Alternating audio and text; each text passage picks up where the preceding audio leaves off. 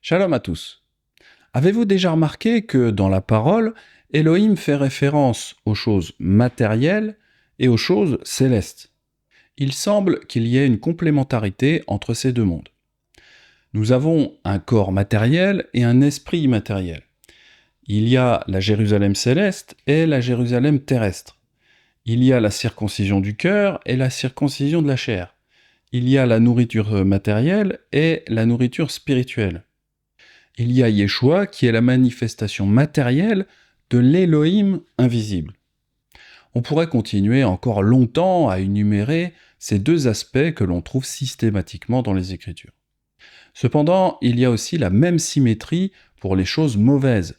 Par exemple, quand il y a une manifestation d'une maladie dans le monde matériel, eh bien, il y a aussi un esprit impur qui se cache derrière cette maladie. Nous voyons que les choses dans les Écritures semblent toujours aller par pair, l'une matérielle et l'autre spirituelle. Cela nous indique que la création de Yahweh est ainsi faite. Je crois que personne ne peut être en désaccord avec cette évidence. Cependant, j'entends de plus en plus de personnes essayer de séparer l'aspect spirituel de l'aspect matériel, comme si l'un et l'autre n'avaient rien en commun, et que ces deux choses ne devaient pas être mélangées. Il existe aujourd'hui un grand nombre d'excuses que les croyants utilisent pour désobéir à notre Créateur et à ses commandements. Cependant, les croyants ont recours à une nouvelle astuce pour être dans la rébellion vis-à-vis de Yahweh. C'est la fameuse astuce de la séparation des choses matérielles et des choses spirituelles. Vous savez, c'est quand les croyants vous disent « Oh, je n'ai pas besoin d'obéir à ce commandement de Yeshua, car cela concerne l'aspect spirituel. On ne doit plus le faire physiquement. » Un exemple qui me vient en tête, c'est le Shabbat. Beaucoup de croyants disent qu'on ne doit pas le faire comme les Israélites, mais on peut faire le Shabbat spirituellement. On peut être dans un repos spirituel tous les jours de la semaine, mais on peut quand même travailler le samedi. Mais alors, d'où vient cette volonté de faire la division entre le matériel et le spirituel? Pourquoi certaines personnes rejettent l'un ou l'autre de ces deux aspects de notre vie de croyant? Les êtres humains sont composés d'un corps qui appartient au monde matériel. Et nous sommes aussi composés d'un esprit qui appartient au monde invisible. Cependant, remarquez une chose, c'est que quand l'esprit est séparé du corps, alors on perd la vie, et le corps devient un cadavre. Il est important de comprendre que quand nous séparons ces deux parties de notre être, eh bien c'est la mort qui nous attend. Yeshua poussa de nouveau un grand cri et rendit l'esprit. Quand Yeshua est mort pour nous, il est écrit qu'il rendit l'esprit. Pour rester en vie, l'esprit doit donc être connecté à notre corps physique. Et d'ailleurs, si nous suivons cette logique, alors nous ne devrions pas séparer le matériel et le spirituel dans notre vie de tous les jours. Si par exemple nous divisons les commandements spirituels et matériels, alors c'est également la mort qui nous attend. D'ailleurs, nous allons voir que les Écritures nous donnent des instructions pour nos deux composantes. La Bible n'enseigne jamais que nous devons ignorer la partie matérielle, ni que nous devons ignorer la partie spirituelle. Et d'ailleurs, si Yahweh nous a créés avec cette double nature, nous ne devrions pas essayer de séparer ces deux aspects, au contraire, nous devrions essayer d'honorer notre Créateur, et nous devons vivre avec ces deux côtés. Mais on va y revenir un peu plus loin. Comme je le disais, nous avons un esprit en nous, mais celui-ci, eh bien, nous ne pouvons pas le voir. En règle générale, nous ne pouvons pas voir le monde spirituel, nous pouvons simplement en ressentir les effets. Un peu comme le vent, on ne le voit pas, mais on discerne ses effets en voyant les arbres bouger. De plus, dans les Écritures, lorsqu'un tremblement de terre arrivait dans le monde matériel, alors c'était en rapport avec un événement spirituel important. Le centenier et ceux qui étaient avec lui pour garder Yeshua, ayant vu le tremblement de terre et ce qui venait d'arriver, furent saisis d'une grande frayeur, et dirent, assurément, cet homme était fils d'Élohim. Donc nous voyons vraiment que le matériel et le spirituel sont fortement connectés. Un autre exemple, c'est quand nous voyons diverses maladies, comme le fait d'être infirme par exemple. Les symptômes de la maladie sont parfois les effets d'un esprit impur. C'est-à-dire que nous voyons les symptômes Mais évidemment, nous ne pouvons pas voir l'esprit impur. Et voici, il y avait là une femme possédée d'un esprit qui la rendait infirme depuis 18 ans. Elle était courbée et ne pouvait pas du tout se redresser. Alors, même si la grande majorité d'entre nous, nous ne pouvons pas voir le monde invisible, il arrive cependant que Yahweh nous donne cette capacité. Élisha ou Élisée, par exemple, il avait cette capacité de voir les choses célestes. Élisha pria et dit « Yahweh, ouvre ses yeux pour qu'il voie ». Et Yahweh ouvrit les yeux du serviteur qui vit la montagne pleine de chevaux et de chars de feu autour d'Élisha. Alors évidemment, dans ce passage, les yeux physiques du serviteur, ils étaient déjà ouverts. Mais quand Yahweh a ouvert ses yeux, il s'agissait de sa vision spirituelle. Cela veut dire que nous pouvons avoir un double regard, en quelque sorte, sur la création de Yahweh.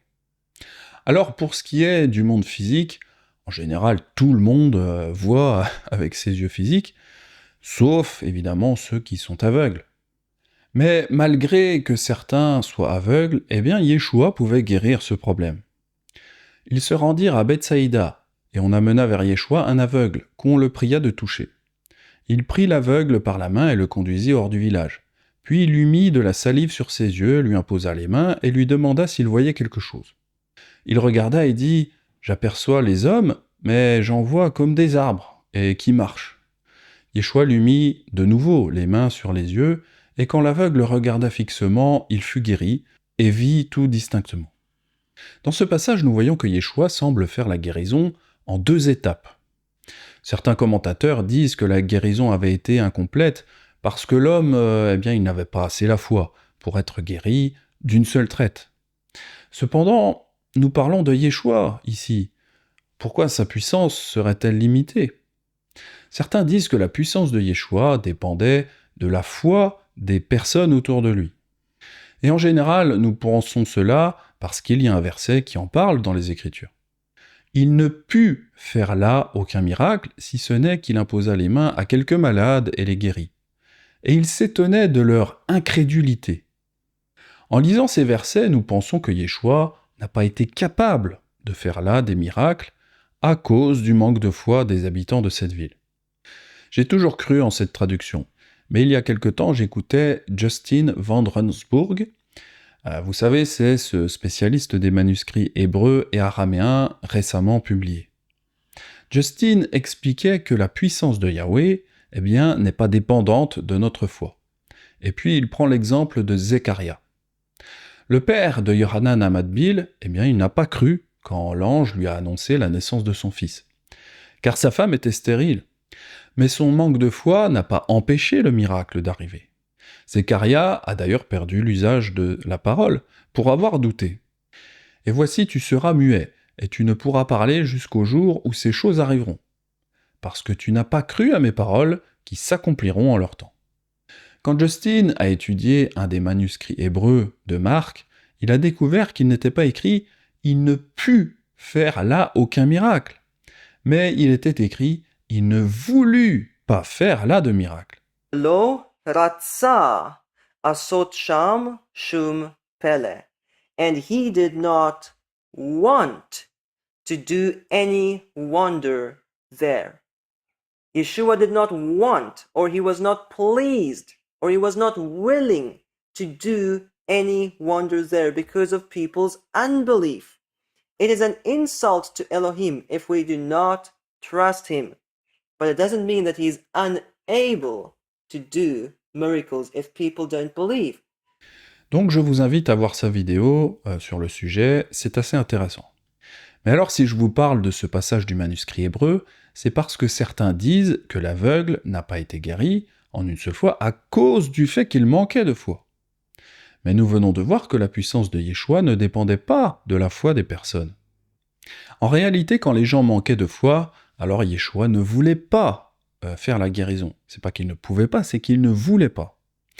Mais alors, dans ce cas, pourquoi Yeshua s'y est repris à 2 fois pour faire la guérison de l'aveugle ? Voici mon hypothèse. Comme je vous l'ai dit, Yahweh a le pouvoir d'agir sur notre vision spirituelle et sur notre vision matérielle. Nous l'avons vu avec le passage où Élisha demande que Yahweh attribue la vision spirituelle aux serviteurs. Cependant, Yahweh peut aussi guérir notre vision matérielle avec l'exemple de Yeshua et des différents aveugles qu'il a pu guérir. Mon hypothèse pour le passage de Marc 8, c'est que Yeshua ne fait pas de guérison en deux étapes, mais il donne à la fois la vision spirituelle, puis dans un second temps la vision matérielle. Rappelez-vous, l'aveugle voit dans un premier temps des arbres qui marchent. Il regarda et dit « J'aperçois les hommes, mais j'en vois comme des arbres et qui marchent. » Les Écritures nous disent que les hommes sont comme des arbres spirituellement parlant. Béni soit l'homme qui se confie dans Yahweh, et dont Yahweh est l'espérance. Il est comme un arbre planté près des eaux et qui étend ses racines vers le courant. Il n'aperçoit point la chaleur quand elle vient, et son feuillage reste vert. Dans l'année de la sécheresse, il n'a point de crainte et il ne cesse de porter du fruit. Heureux l'homme qui ne marche pas selon le conseil des méchants, qui ne s'arrête pas sur la voie des pécheurs, et qui ne s'assied pas en compagnie des moqueurs, mais qui trouve son plaisir dans la Torah de Yahweh, et qui la médite jour et nuit. Il est comme un arbre planté près d'un courant d'eau, qui donne son fruit en sa saison, et dont le feuillage ne flétrit point. Tout ce qu'il fait lui réussit. Il n'en est pas ainsi des méchants, ils sont comme la paille que le vent dissipe. Dans ces deux passages des Écritures, nous voyons que les arbres sont des hommes qui recherchent Yahweh et qui sont fidèles à sa Torah. Si l'aveugle a vu des arbres qui marchaient quand il voyait des hommes, cela représentait probablement ces hommes qui entouraient Yeshua, c'est-à-dire ceux qui cherchaient à se planter près du courant d'eau. Et nous savons que Yeshua est bien ce courant d'eau, il est celui avec qui nous souhaitons faire grandir nos racines spirituelles. Parce que Yeshua, c'est la Torah vivante. Il est la source de l'eau vive. Une petite parenthèse. J'ai déjà posé la question à Benjamin, pourquoi il a choisi ce fond d'écran très très modeste à mon goût, parce que je vois que les youtubeurs très très connus, ils utilisent souvent un mur de décoration attirante ou une photo de Jérusalem, les murs de lamentation, etc. En plus, je lui dis, quand tu portes une chemise verte, t'as l'air ridicule devant ce fond d'écran. Mais Benjamin n'a pas voulu m'écouter, il a toujours gardé cette image pour les vidéos. Et cette semaine, en faisant cette étude, on a compris pourquoi il a choisi cette image inconsciemment. Parce que, vous voyez Benjamin dans cet arbre qui représente l'homme qui suit la Torah. En fait, quand vous voyez la vidéo, vous voyez Benjamin physique en avant et Benjamin spirituel derrière. Voilà, donc on est très très content d'avoir compris ce choix très très spirituel.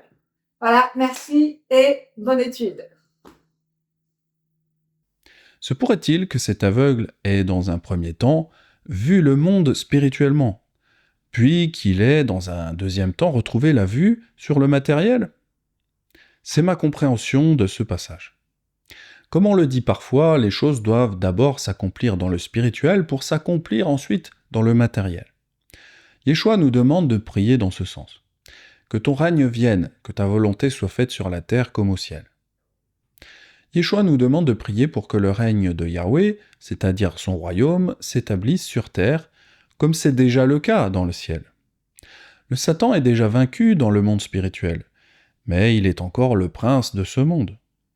L'accomplissement terrestre de sa chute suit encore son cours et sera accompli totalement après le millénium.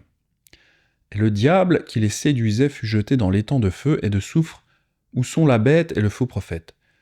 Et ils seront tourmentés jour et nuit au siècle des siècles.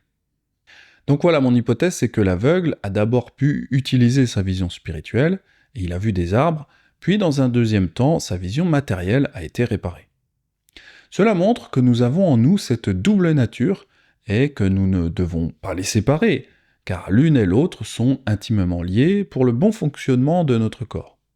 Parce que, comme je le disais tantôt, un corps qui n'a pas d'esprit, eh bien ce n'est qu'un cadavre.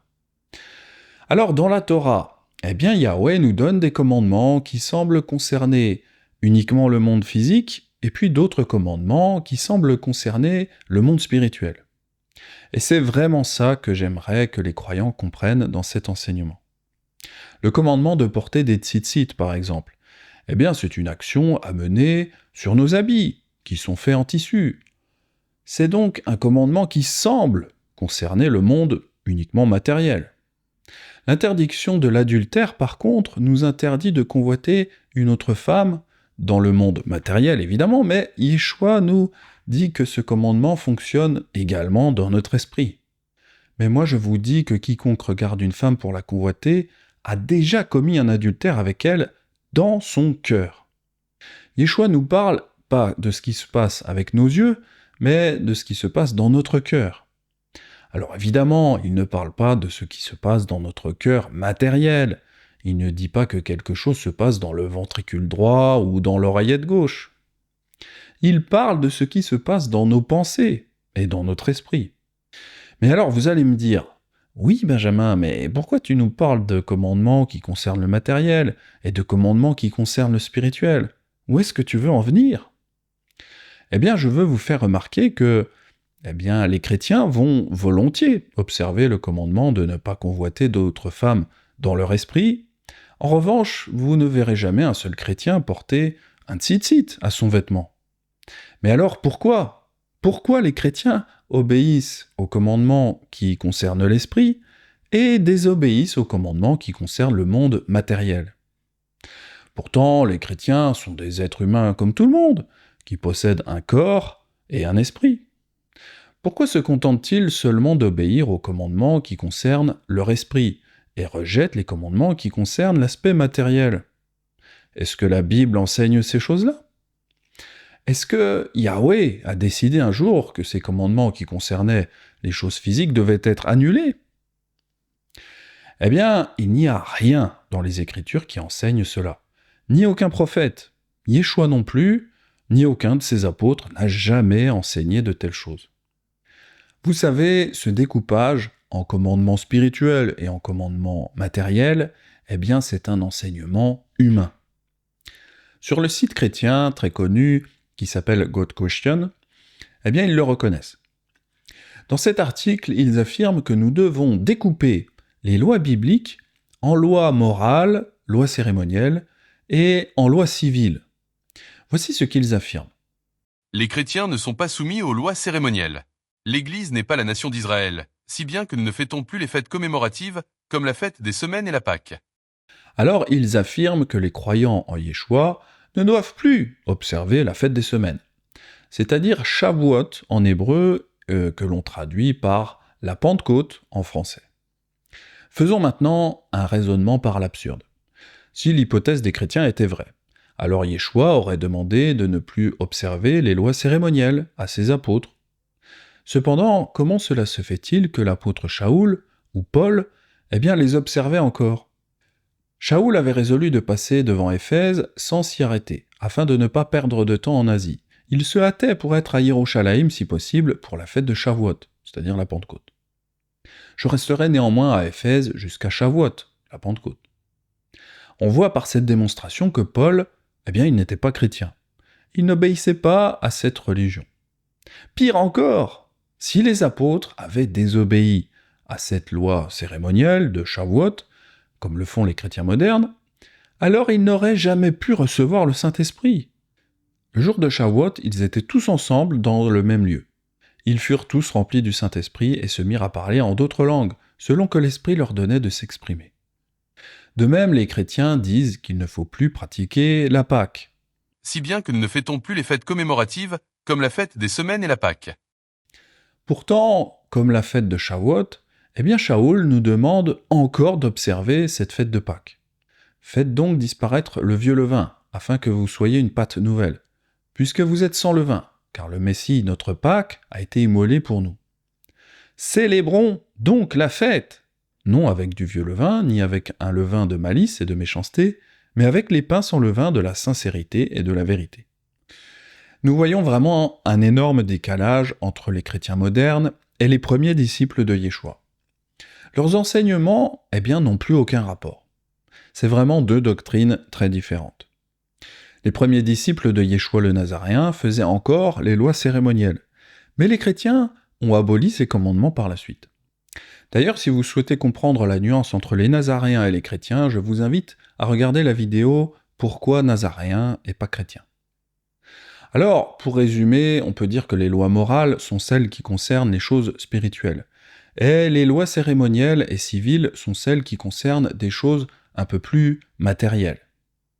Mais encore une fois, cette séparation en différents tiroirs, eh bien, c'est pas la volonté de Yahweh. Et les chrétiens, eh bien, ils sont tout à fait au courant de cette hérésie humaine. Cette répartition de la loi juive en plusieurs catégories est une construction humaine, destinée à nous permettre de mieux comprendre la nature de Dieu et à définir quelles sont les lois auxquelles les chrétiens doivent continuer d'obéir aujourd'hui. Toute la loi est utile pour instruire, 2 Timothée 3.16, et rien dans la Bible n'indique que Dieu a lui-même établi cette distinction de catégories. C'est quand même assez incompréhensible qu'ils savent pertinemment qu'ils sont dans la désobéissance et qu'ils persévèrent néanmoins dans leur erreur, ajoutant des choses que Yahweh n'a jamais établies. On voit que ce mauvais comportement dépasse la logique et le bon sens. Nous avons donc là affaire à un aveuglement spirituel. Vous savez, souvent je vois des personnes dans les commentaires qui ont cet aveuglement. Il est important de ne pas perdre trop de temps pour expliquer les Écritures à ces personnes. Même avec des arguments logiques, des dizaines de versets et des centaines d'heures de vidéos d'enseignement, eh bien cela ne fonctionne pas. C'est parce que Yahweh doit d'abord redonner la vue spirituelle à ces personnes. Car sinon, c'est comme essayer de demander à un aveugle de tirer à l'arc. Il va évidemment manquer la cible. Rater la cible, justement, c'est de transgresser la Torah, voire l'étude sur les sacrifices. La signification hébraïque du péché, c'est de rater la cible. Mais si nous obéissons à la Torah, alors c'est comme un archer qui cherche à atteindre la cible, et de savoir viser juste. Malheureusement, dans nos traductions françaises de la Bible, nous passons à côté des racines hébraïques de ces mots, et nous n'avons qu'une compréhension superficielle de ce qu'est le péché et de ce qu'est la Torah.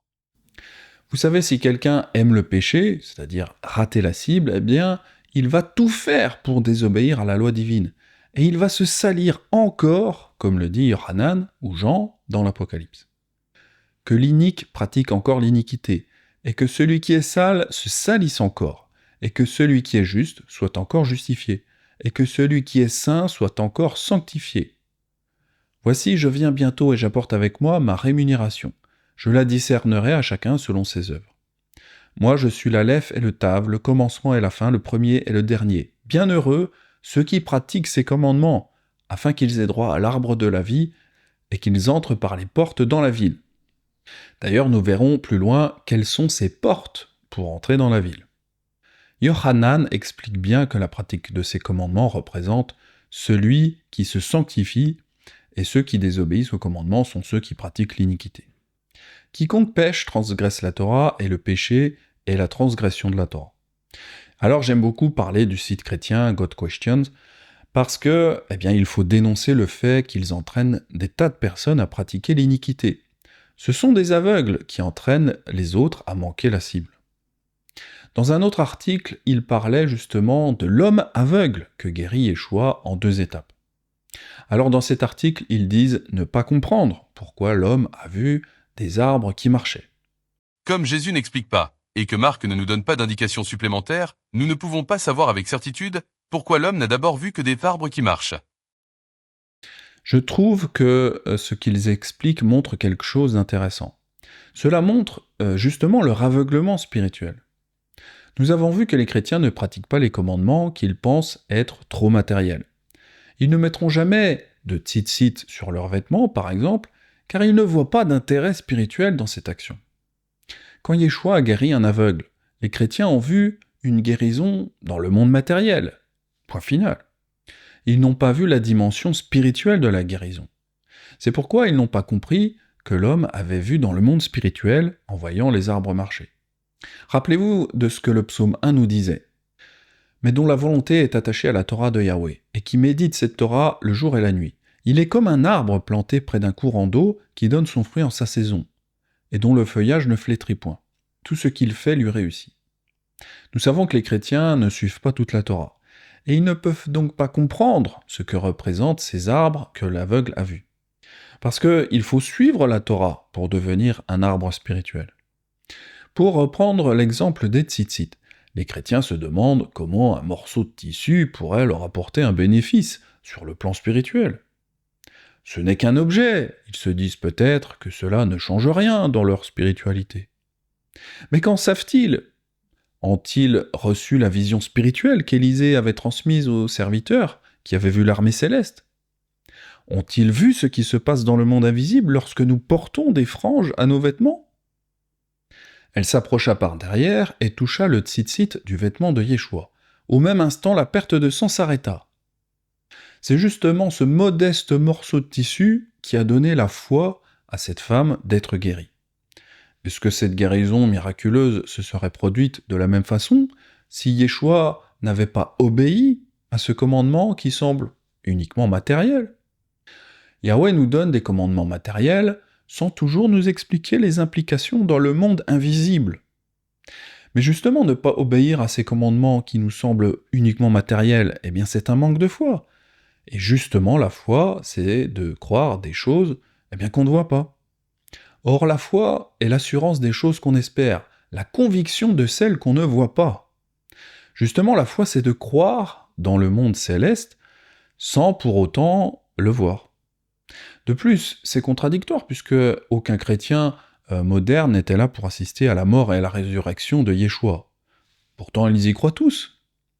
Mais alors dans ce cas, pourquoi ne pas faire confiance à Yahweh pour les commandements à réaliser dans le matériel? Alors la raison de porter des tzitzit, c'est de se rappeler les commandements de la Torah. Quand vous aurez ces tzitzit, vous les regarderez, et vous vous souviendrez de tous les commandements de Yahweh pour les mettre en pratique. Et vous ne suivrez pas les désirs de vos cœurs et de vos yeux pour vous laisser entraîner à l'infidélité. Yahweh demande qu'on se souvienne de tous les commandements, et pas simplement les commandements que le christianisme a choisis. Alors évidemment, pour les chrétiens qui ont aboli les lois cérémonielles et les lois civiles, porter des tzitzit, ça n'a aucun intérêt, parce qu'ils n'ont pas besoin de se souvenir de mettre en pratique tous les commandements de Yahweh, car ils refusent justement de les mettre en pratique, du moins ceux qui concernent l'aspect cérémoniel ou civil. Il faut que le christianisme réintègre les choses qui concernent les actions corporelles à mener quand nous sommes devant Yahweh. Dans les assemblées karaïtes, par exemple, les fidèles célèbrent le culte en se prosternant et en se mettant à genoux. Alors les karaïtes, c'est une minorité de juifs qui ne suivent pas les rabbins et qui ne suivent pas le Talmud, mais ils préfèrent s'appuyer sur la Torah écrite. C'est également ce que nous faisons en tant que Nazaréens. Par exemple, nous ne fêtons pas Hanouka non plus. Une synagogue un petit peu particulière, puisqu'ici les fidèles doivent ôter leurs chaussures avant d'y pénétrer. Et à l'intérieur, c'est à s'y méprendre. Des tapis ont remplacé les sièges, car les Juifs qui viennent prier ici ont pour coutume de le faire à même le sol, en s'agenouillant et en se prosternant. Des rites qui ne sont pas sans rappeler ceux de l'islam.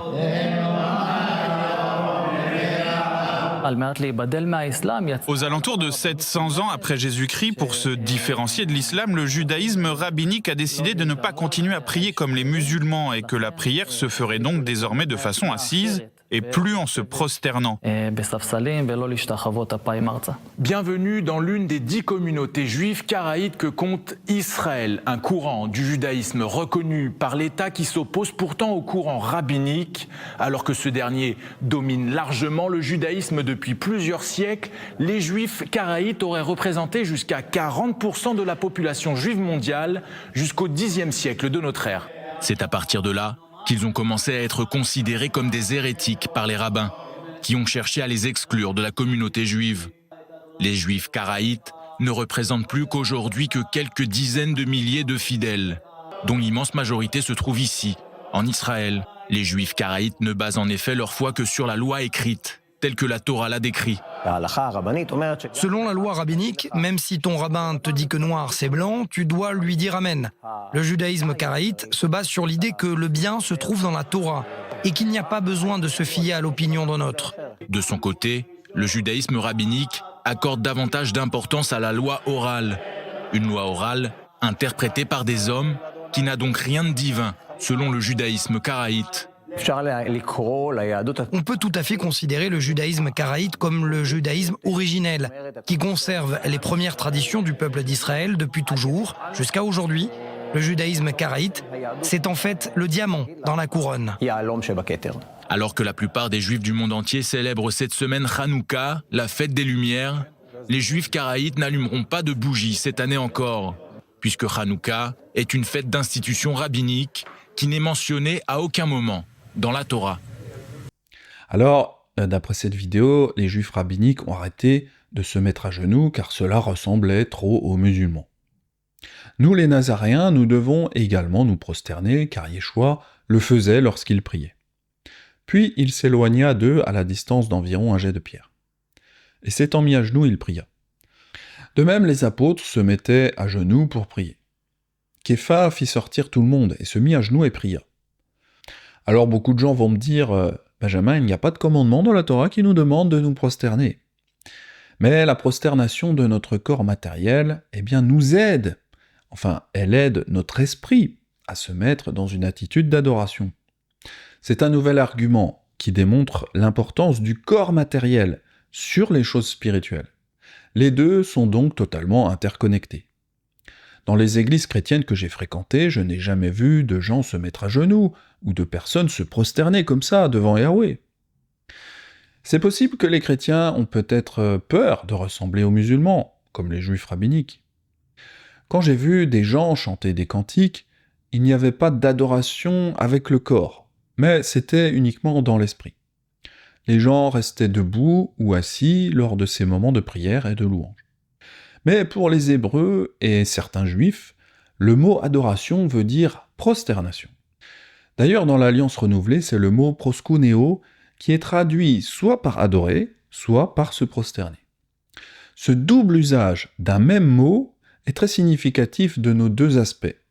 Nous devons adorer par notre côté matériel et nous devons adorer en esprit.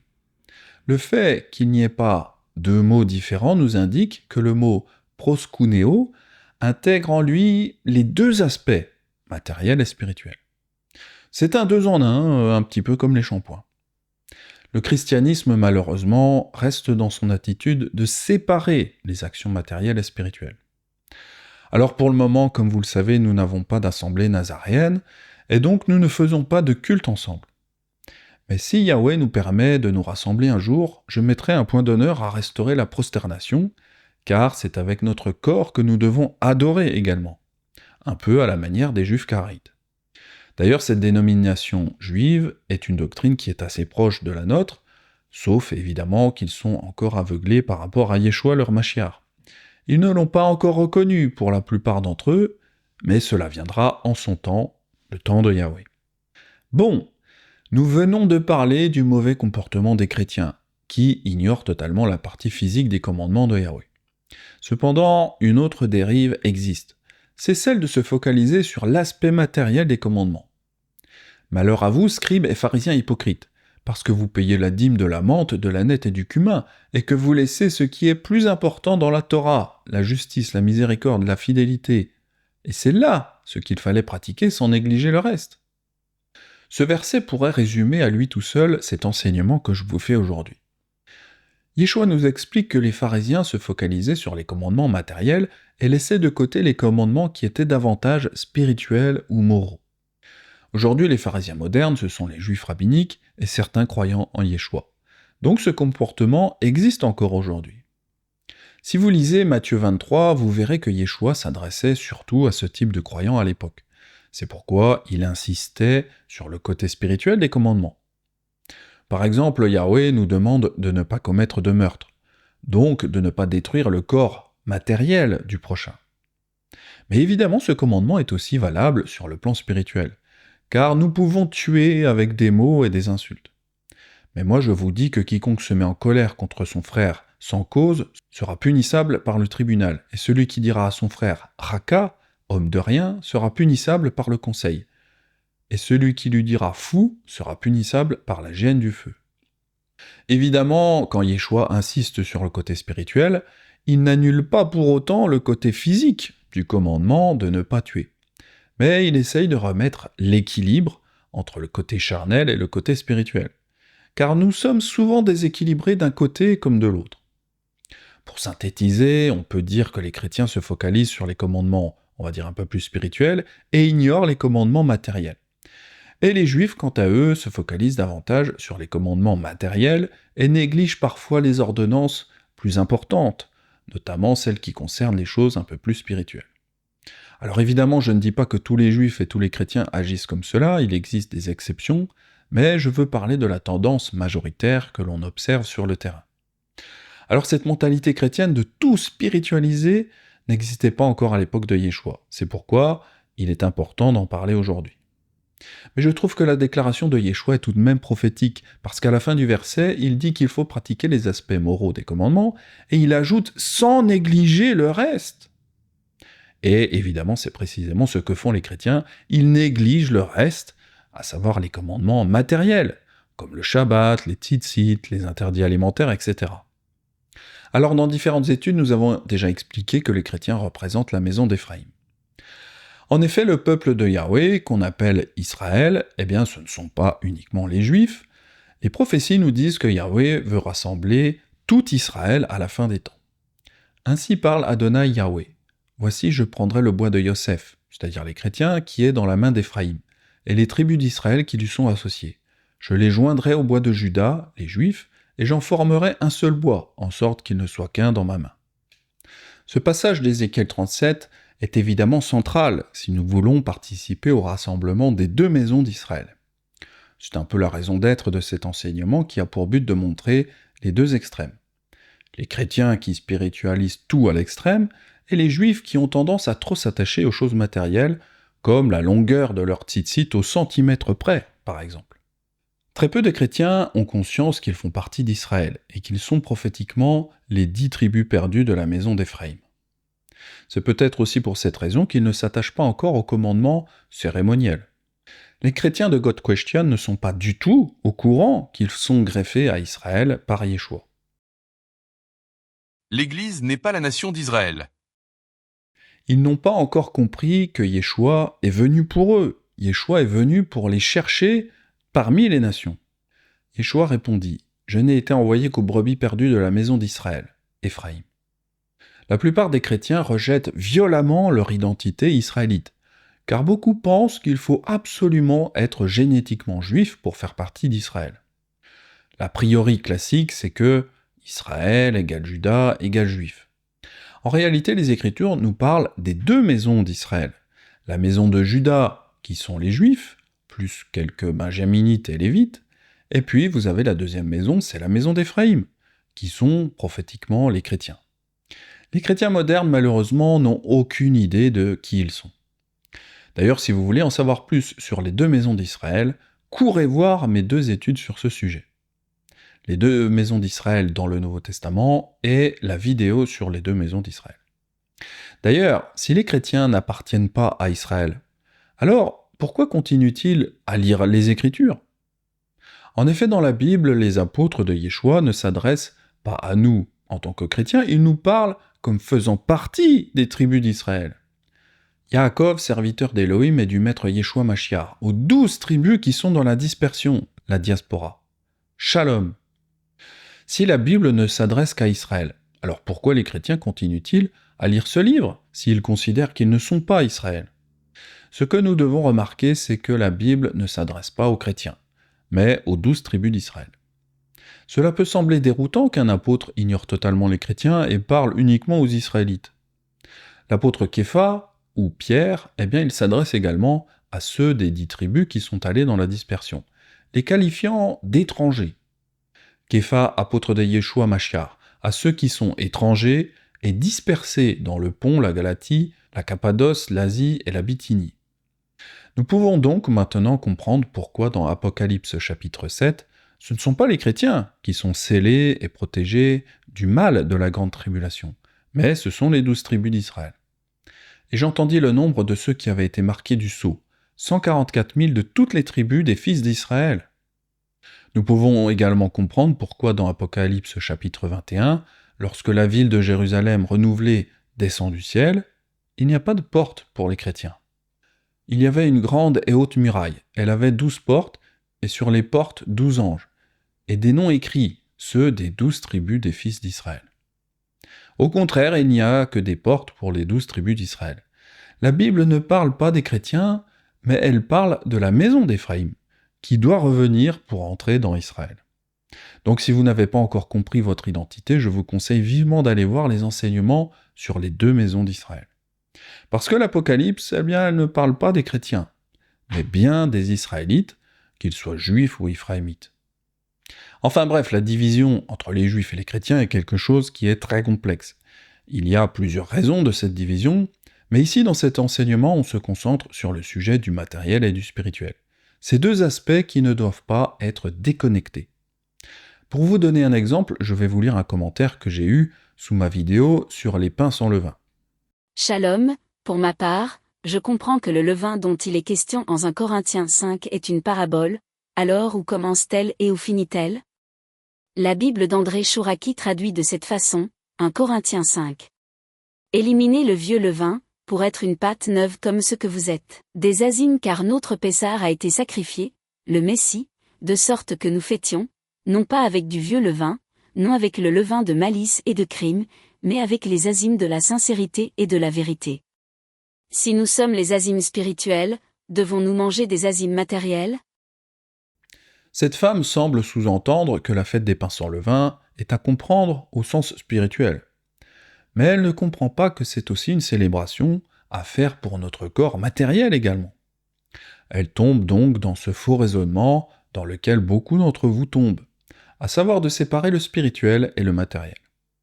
De la même façon, beaucoup de croyants de racines chrétiennes ont été scandalisés d'apprendre que nous ne pouvons pas faire Pessar à moins d'être circoncis physiquement. La circoncision est également un très bon exemple pour comprendre qu'il y a des commandements qui sont physiques, comme la circoncision de la chair, et puis il y a une manifestation spirituelle de cette ordonnance avec la circoncision du cœur. La parole d'Élohim insiste sur les deux aspects de ce commandement. Ainsi parle Adonai Yahweh. Aucun étranger incirconcis de cœur et incirconcis de chair n'entrera dans mon sanctuaire. Aucun des étrangers qui seront au milieu des enfants d'Israël. Alors évidemment, les croyants portés uniquement sur le côté spirituel vont dire que Paul enseigne que la circoncision charnelle est abolie. En réalité, nous l'avons déjà enseigné en long, en large et en travers. Paul combattait ceux qui enseignaient que la circoncision était la seule chose qui comptait pour entrer dans l'alliance et le salut. Souvenez-vous donc que vous, autrefois gentils dans la chair, qui êtes appelés incirconcis par ceux qu'on appelle la circoncision, et qui le sont en la chair par la main de l'homme, qu'en ce temps-là vous étiez sans Messie, étant étrangers de la communauté d'Israël, et étrangers aux alliances de la promesse, sans espérance et sans Elohim dans le monde. Mais maintenant, dans le Messie Yeshua, vous qui étiez autrefois loin, vous avez été rapprochés par le sang du Messie. Dans ce passage, nous voyons que pour devenir israélite, ce n'est pas la circoncision qui compte.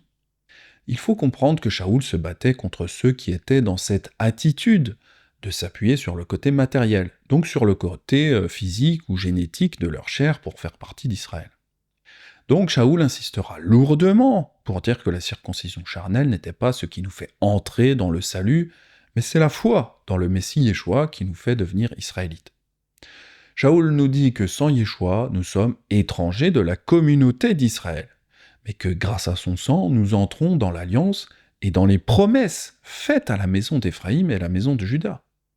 Ce que dit Shaoul tranche tellement avec ce que disent les chrétiens de God Question, car pour eux, ils ne font pas partie d'Israël. Alors que Shaoul dit que le sang de Yeshua nous fait devenir israélites. Le problème avec la mauvaise compréhension de Shaoul, c'est qu'à son époque, les croyants étaient trop penchés sur le côté matériel de leur foi. Shaoul a donc dû faire des enseignements pour relever le côté spirituel. Mais aujourd'hui, les croyants spiritualisent tout à l'extrême, si bien que les enseignements de Shaoul les renforcent dans leur erreur. Vous savez, les lettres de Shaoul sont à comprendre dans un contexte particulier, et pour des croyants en particulier. Les lettres de Shaoul ne nous sont pas adressées à titre personnel, elles sont adressées à des assemblées avec des problématiques très différentes de celles qu'on a aujourd'hui. Donc essayez d'utiliser ces écrits en pensant que cela va nous aider personnellement, cela a mené beaucoup de chrétiens à tout spiritualiser à l'extrême. Avec les juifs, j'ai été comme juif, afin de gagner les juifs. J'ai été faible avec les faibles, afin de gagner les faibles. Je me suis fait tout à tous, afin d'en sauver de toute manière quelques-uns. Shaoul ne s'adressait pas à tout le monde de la même manière. Ces lettres ne sont donc pas un outil multifonction qui va s'adapter à tout type de croyant. Les chrétiens utilisent aujourd'hui les lettres de Shaoul dans n'importe quelle circonstance, sans discerner le contexte. Si Shaoul devait enseigner aujourd'hui, il devrait faire l'inverse, insister sur le côté matériel pour amener l'équilibre. Vous savez, c'est un peu comme un jeune enfant qui apprend à faire du vélo. Au début, il va trébucher à droite ou à gauche. Nous aussi, parfois, nous tombons trop dans le côté matériel, et parfois nous tombons trop dans le côté spirituel. Mais avec un peu d'entraînement, eh bien, le jeune enfant trouvera l'équilibre, ce qui lui permettra d'avancer. Mais bon, à l'époque de Shaoul, le danger venait surtout des pharisiens qui donnaient trop d'importance au côté matériel. Et d'ailleurs, Shaoul étant lui-même un ancien pharisien, il devait donc enseigner pour donner plus d'importance au côté spirituel de la foi, qui était totalement écrasé par le côté matériel des commandements. Encore une fois, si vous voulez comprendre ce côté matériel des pharisiens, vous pouvez lire le chapitre 23 de l'évangile de Mattityahu. C'est vraiment très édifiant.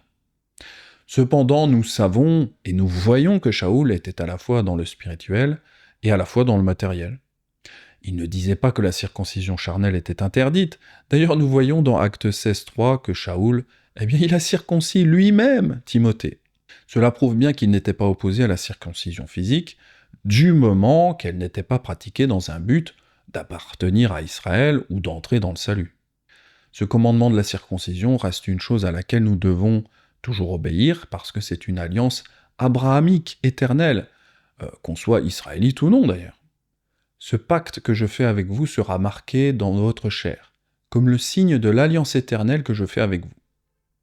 Alors souvent les chrétiens pensent que l'alliance renouvelée date du temps de Yeshua, et que donc, dans l'alliance renouvelée, il ne faut plus se circoncire physiquement.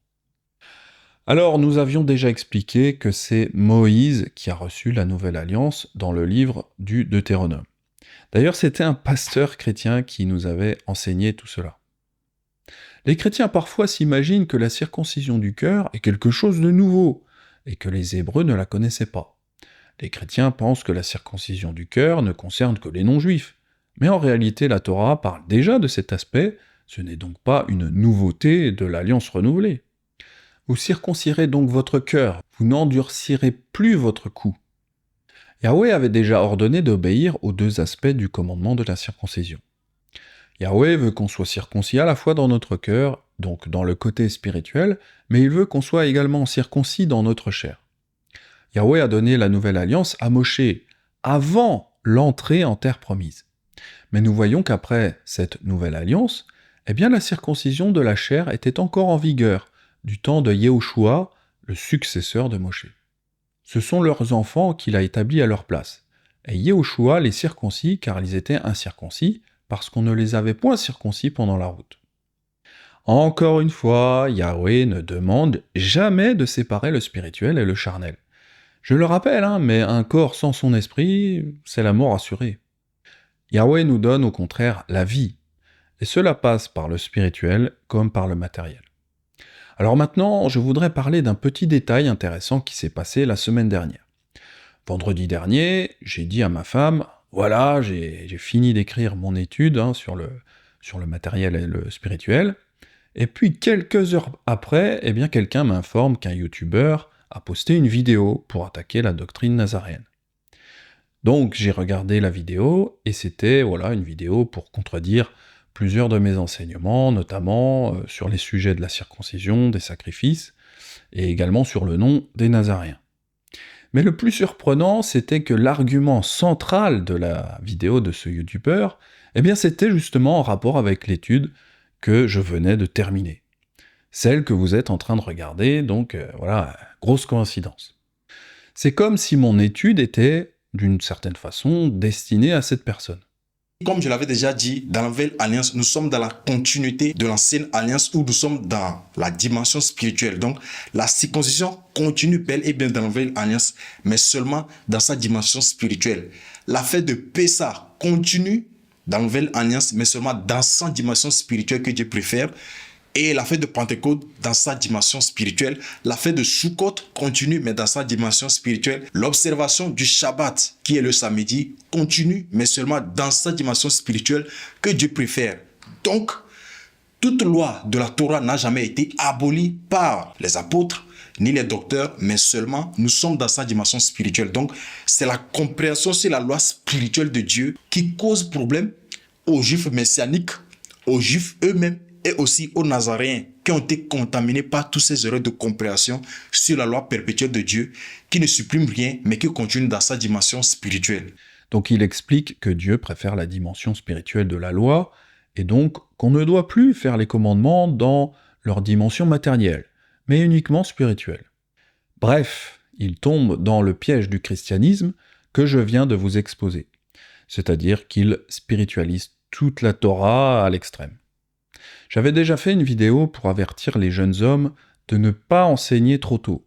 C'était la vidéo « Caméra plus Bible égale j'enseigne ».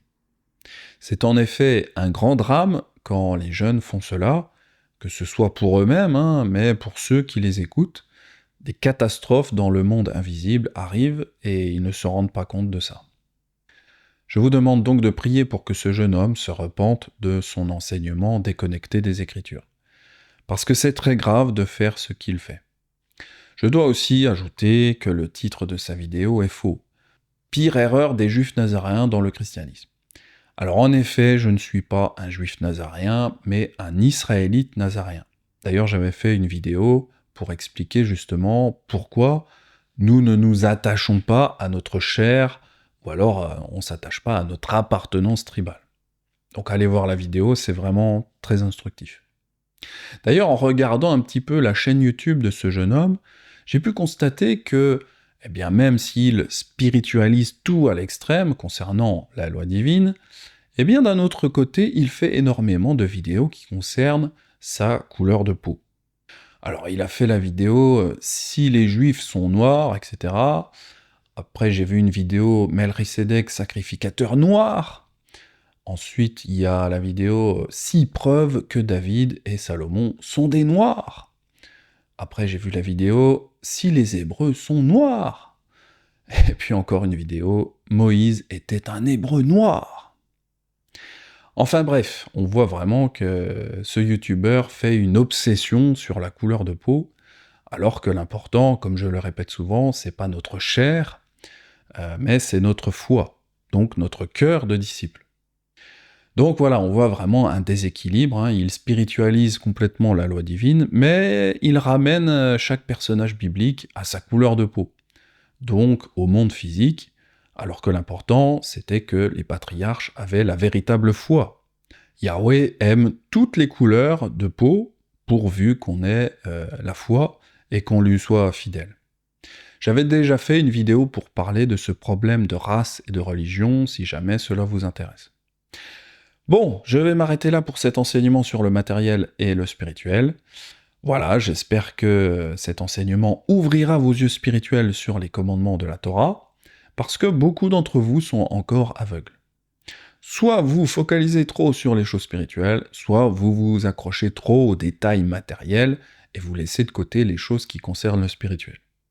Mais on peut quand même avoir les deux mauvais côtés, comme avec ce youtubeur qui s'appuie beaucoup trop sur le côté matériel de sa couleur de peau, et il abolit les commandements d'Élohim qui ne sont pas spirituels. Donc je vous encourage à être comme un enfant qui apprend à tenir en équilibre sur son vélo. Nous devons arriver à l'équilibre entre le côté spirituel et le côté matériel pour avancer selon le Saint-Esprit dans la pratique des commandements de Yahweh. Eh bien sinon, on fera du surplace.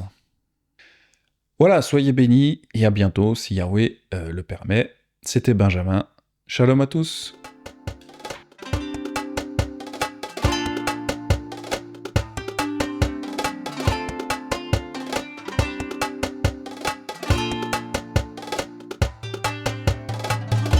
Thank you.